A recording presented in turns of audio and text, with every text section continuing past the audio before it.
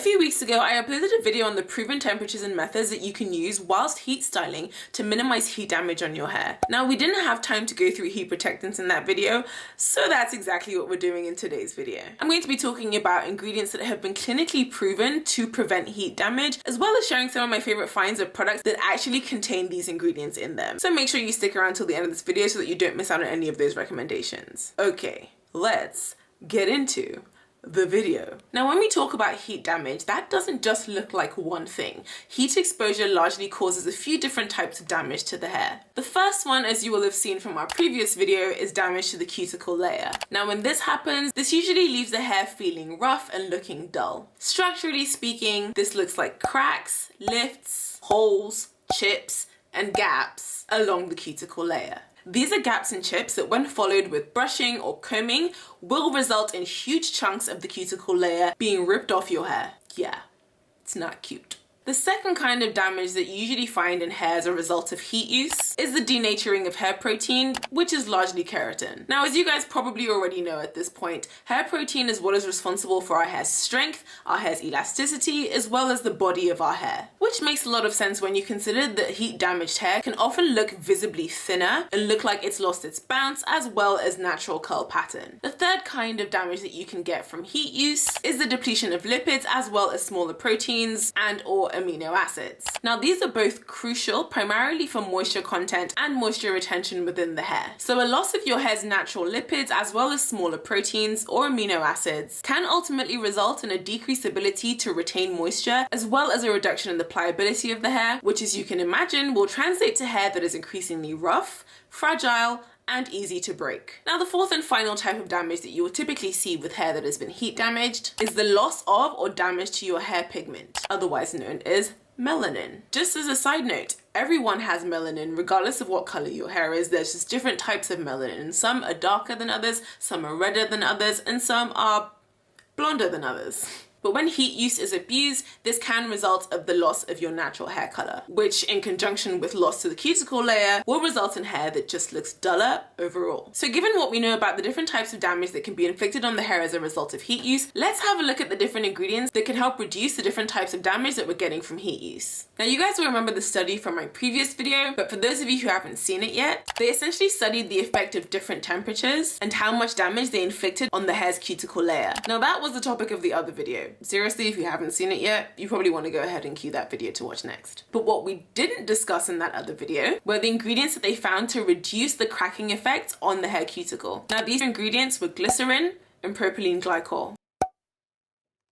They found that when they used solutions of 2% glycerin and propylene glycol on the hair instead of just water, that the hair cuticle layer did not show an increase in the average number of cracks when subjected to heat styling as comparable with hair that had not been treated with heat styling at all. They reasoned that this was because these ingredients, 1, slow the rate of water evaporation from the hair, and 2, plasticize the cuticles such that they were more flexible and less susceptible to cracking and breakage. Now, a study done in the same year of 1998 looked at the effects of PVP or DMAPA acrylate polymer, quaternium-70, as well as hydrolyzed wheat protein on heat damage from a curling iron, specifically in the form of amino acid loss. Now, in this second study, they found that all 3 of these ingredients resulted in a 10 to 20% decrease in amino acid loss to the hair at 132 to 150 degrees centigrade when compared to hair that had not been treated with these ingredients. It should also be noted that only 1% of these ingredients were used in the treatment solutions, so it seems to be the case that these ingredients would work in products even when found in really low concentrations. Interestingly enough,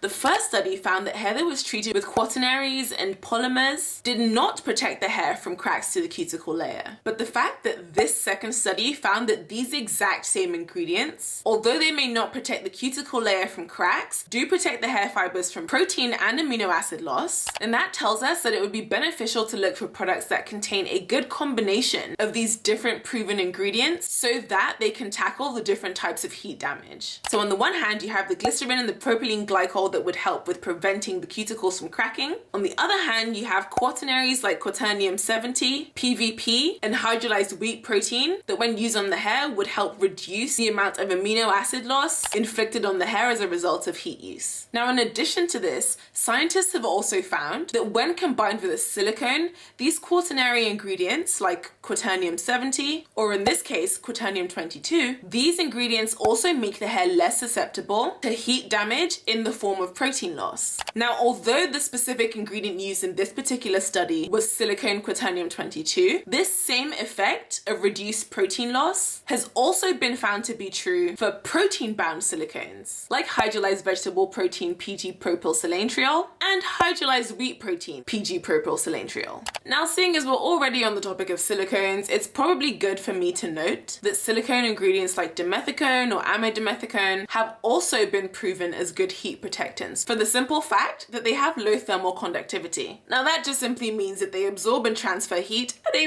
very slow rate, which is exactly the same kind of science that stops you from getting these bad boys burnt when you're taking stuff out of the oven. So when applied to your hair before heat use, silicones can help to decrease the damaging effects of heat on your hair by absorbing and transferring the heat along your hair slowly and evenly, which will ultimately help to reduce the various types of damage that you get as a result of heat use, be it protein and moisture loss or pigment loss. Do me a favor, if you currently have a favorite heat protectant, go and grab it and have a look through the ingredients to see how they stack up to this list of proven ingredients. And if they do, please go ahead and share it in the comments below, just in case anyone's looking for a good heat protectant and finds this video. Also, if you haven't already, please go ahead and hit that like button and the subscribe button for me. It really helps to support this channel and promote my videos so that other people can see them too. Alright, now that you shared your product recommendations, how about we get into some of mine? Now let me just get this quick disclaimer out of the way before I tell you about any of these products. This list is in no way exhaustive. These are just some of the ones that I personally found that contain a good combination of some of the ingredients that we've talked about in this video. Please note, seriously,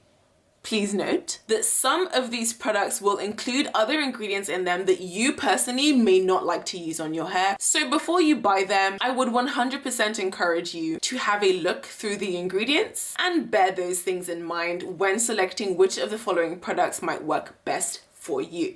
Okay, right. Product number 1 would be the Chi Infra Treatment Serum.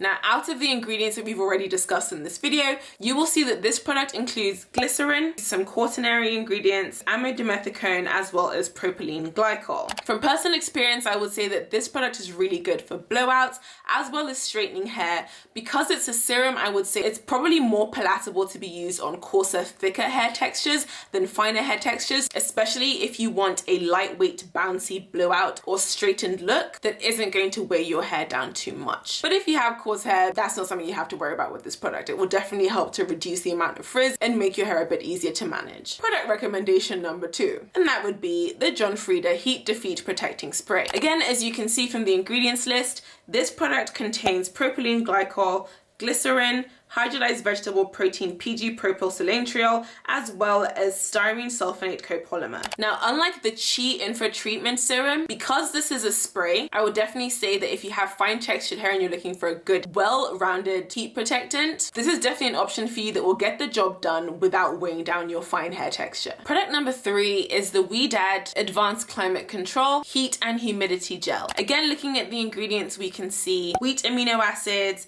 hydrolyzed wheat protein / PVP cross polymer, PEG 60 almond glycerized glycerin, as well as DMAPA acrylic polymer. I would say this product is really good for blowouts, maybe not so much straightening, but definitely blowouts. If you're somebody that likes to diffuse your hair with heat as part of your wash and goes, then this is a really good option for you to minimize heat damage during that process. And because it is a gel, if you are already doing a wash and go, then it's the kind of thing that would easily be able to pair with the other products that you are using and still give you a great hold. Now, my 4th and final recommendation is also another spray, and that is none other than the Tresemme Pro Collection Keratin Smooth Heat Protection Spray. The ingredients include glycerin, amidimethicone, hydrolyzed keratin, propylene glycol, as well as PVP. Hey, you got PVP? Yeah, you know me. Have you got PVP? Yeah, you know me. Have you got PVP? Yeah, you know me.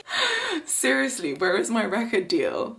People, time is ticking. Don't let someone else discover me. You're sitting on millions here.